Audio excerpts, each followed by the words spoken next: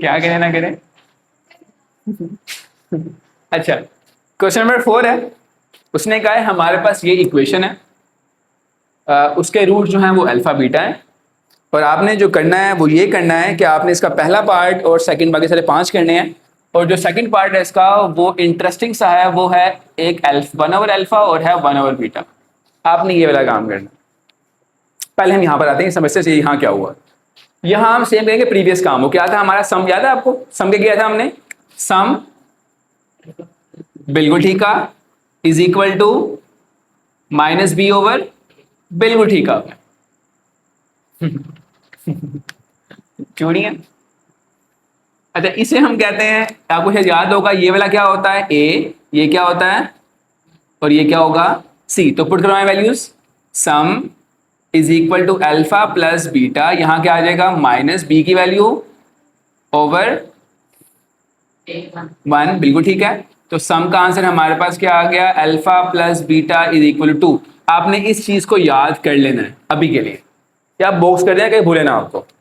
अब हम क्या करेंगे, सम तो आ गया, आप क्या करेंगे, वही वाला प्रोजेक्ट करेंगे। अल्फा और साथ आएगा beta which is equal to c over C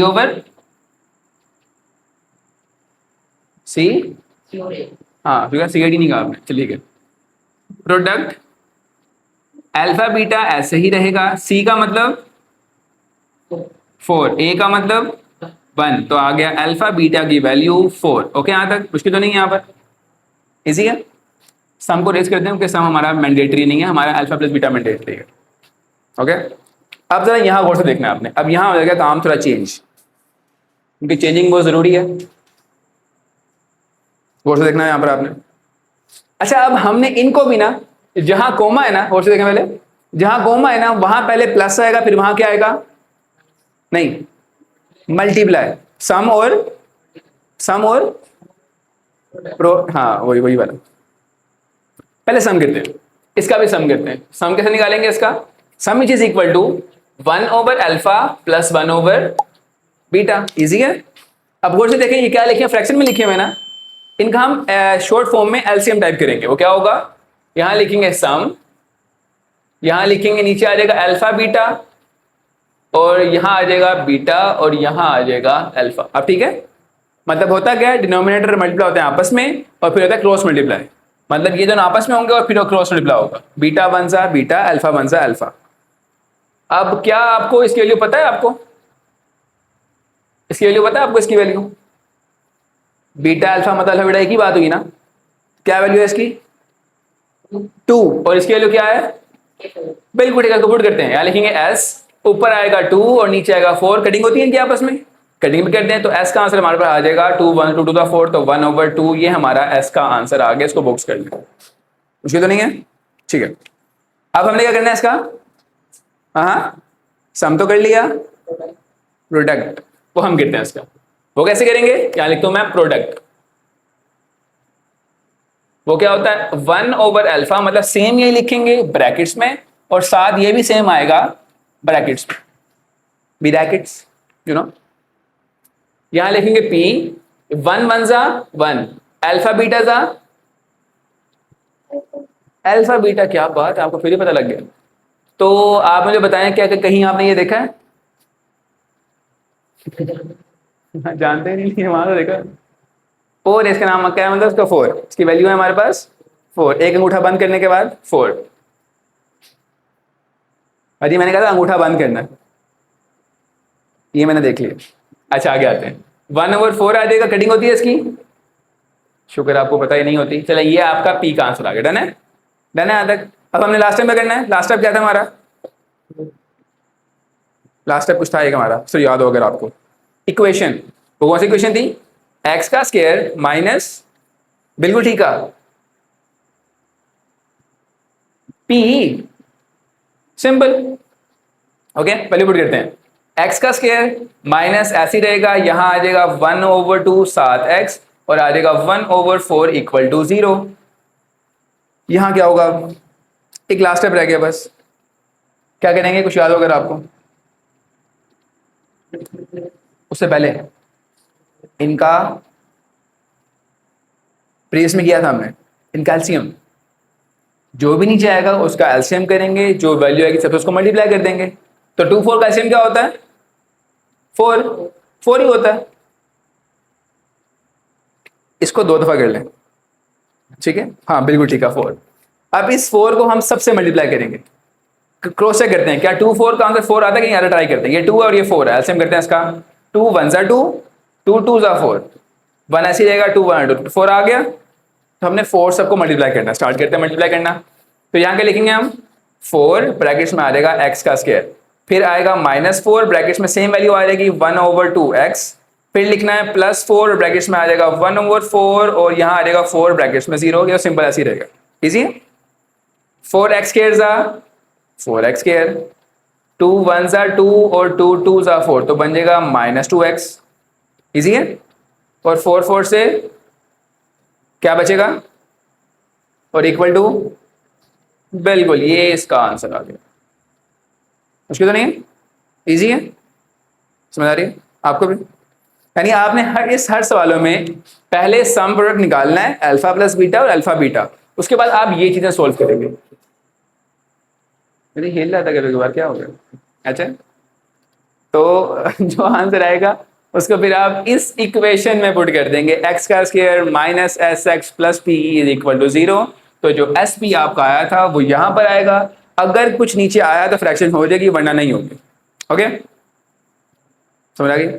note कर लो।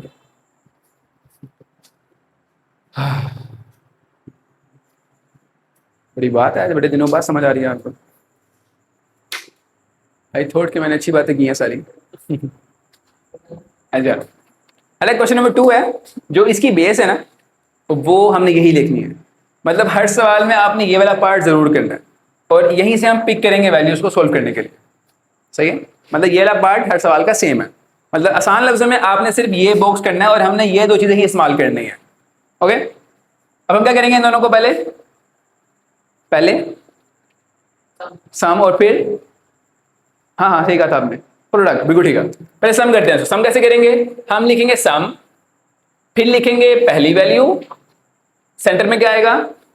प्लस, फिर दूसरी वैल्यू आ जाएगी। इजी है यहां तक? इजी है, ठीक है। आगे देखिए, यहां क्या हो रहा है? एलसीएम हो रहा है, अप्रोक्सीमेट। अल्फा बीटा जा अल्फा बीटा, अल्फा अल्फा जा अल्फा का, बिल्कुल ठीक है। बीटा बीटा जा बीटा का, ये शॉर्ट फॉर्म है सोल्व करने की फ्रैक्शन को।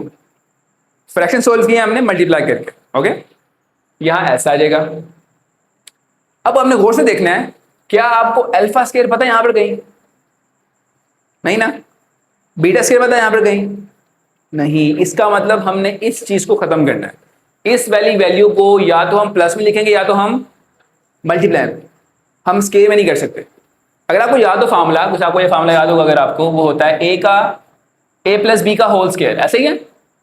पहले क्या आता है? फर्स्ट वाले का स्क्वायर, फिर आता है सेकंड का स्क्वायर, फिर फार्मूले का प्लस, फार्मूले का 2, और फिर आता है फर्स्ट वैल्यू और फिर आती है सेकंड वैल्यू। ये तो याद है ना आपको, सही है। अब आप गौर करें कि इस वाली वैल्यूज में ये दोनों तो बने हुए हैं, ये बना हुआ नहीं बना हुआ। तो according to rule of math हम इसको ऐड भी करेंगे, इसको माइनस भी करेंगे, प्लस भी करेंगे और माइनस भी करेंगे। क्या करेंगे हम यहाँ पर गौर से देखना है आपने। मैं लिखूंगा अल्फा का स्क्वायर, थोड़ा बड़ा करते हैं उसको, फिर लिखूंगा बीटा का स्क्वायर, फिर मैं क्या लिखूंगा? मैं 2 अल्फा बीटा प्लस भी करूंगा और इसको मैं माइनस भी करूंगा। बात समझ आई? क्योंकि मैंने ये टर्म एक्स्ट्रा खुद लेके आया हूं। जो टर्म मैथ में खुद लाके आप प्लस करेंगे ना, उसी को आप माइनस भी करेंगे। ये रूल है मैथ का, और डिवाइड मल्टीप्लाई का भी सेम रूल होता है। ओके, तो आप गौर से देखें, ये फार्मूला बंद नहीं हो रहा।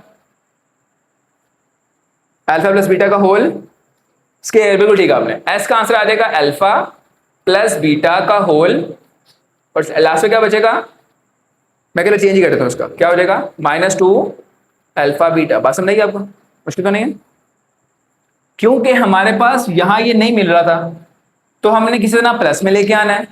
उसका हल क्या है हमारे पास कि हम स्क्वायर टर्म बंद कर लें इसकी, और उसके लिए हमें 2ab प्लस में चाहिए था, क्योंकि वो मैंने खुद लिखा ना, तो उसको मैं माइनस भी करूंगा। इजी यहाँ तक समझ आ रही है?